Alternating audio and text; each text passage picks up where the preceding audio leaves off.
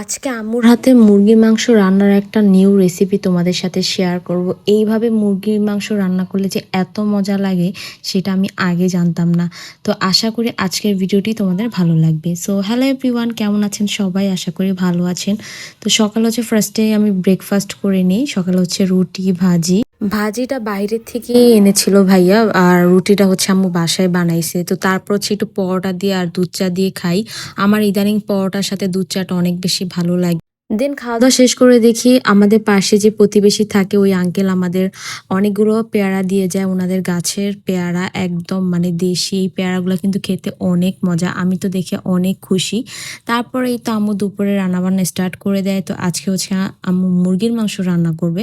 ফার্স্টে একটা প্যানে হচ্ছে পেঁয়াজ, তারপর হচ্ছে কিছু মশলা এগুলো দিয়ে নেয়। তারপর হচ্ছে আদা বাটা, রসুন বাটা, তারপর হচ্ছে লং এলাচ সব কিছু দিয়ে খুব ভালোভাবে হচ্ছে মানে রান্না করে। ফার্স্টে নর্মালি যেভাবে আমরা মুরগির মাংস রান্না করি ওইভাবে আম্মু রান্না করতেছিল। তারপর হচ্ছে এখানে মরিচের গুঁড়ো, হলুদের গুঁড়ো, তারপর হচ্ছে ধনিয়া গুঁড়ো সব কিছু একসাথে দিয়ে এখন মশলাটাকে খুব ভালোভাবে কষিয়ে নিবে। দেন এখানে হচ্ছে তারপর আম্মু 1 চামচের মতো লবণ দিয়ে দেয়। তারপর মশলাটা খুব ভালোভাবে কষানোর পরে এখানে হচ্ছে মুরগির মাংস দিয়ে দিবে।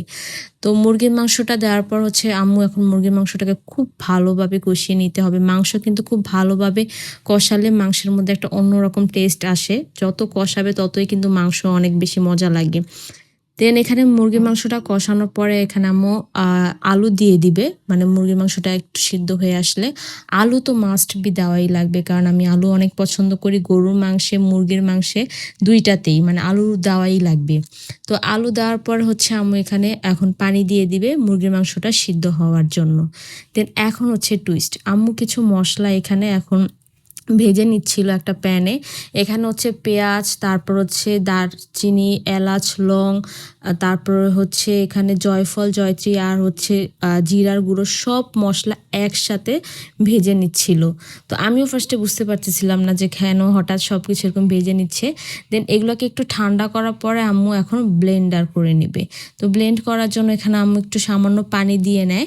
পানি দেওয়ার পর হচ্ছে এখন এই মশলাটাকে ব্লেন্ডার করে নেবে। তো তারপরেই তো ব্লেন্ড করার পরে এই মশলাটাই এখন মাংসের মধ্যে দিয়ে দিবে। এই মশলাটা দেওয়ার পরে হচ্ছে এটার টেস্টটা এত বেশি বেড়ে যায়, একদম ঝোলটা খুবই গ্রেভি হয় আর খেতে অনেক মজা লাগে। এটার টেস্টটাই পুরো চেঞ্জ হয়ে যায়। তো তারপরেই তো আম্মু এই মশলাটাকে খুব ভালোভাবে এখন মাংসের মধ্যে দিয়ে দেয়। তো এই তো রান্না শেষ, আর আম্মু এখান থেকে অলরেডি মাংস উঠে বলছে, আমি ভিডিও নিতে ভুলে গেছি। তো এটা কিন্তু অনেক মজা হয়। তারপর হচ্ছে আম্মু এখানে ডাল রান্না করছে, আর ডালটাও কিন্তু আম্মুর হাতে অনেক মজা হয়। আর এই মাংসটা কিন্তু পোলাওর সাথে, রুটির সাথে সব কিছুর সাথেই খাওয়া যায়। আর সাথে ছিল বট। বট অবশ্য আমি খাই না। তো তারপরেই তো আমি খাওয়া স্টার্ট করে দেই। ট্রাস্ট মি, মাংসটা সেদিন এত মজা হয়েছে, আর বিশেষ করে এটা ঝোলটা রুটির সাথে খেতে পারলে আরও বেশি মজা লাগতো। তো এই ছিল আমার আজকের ভিডিওতে।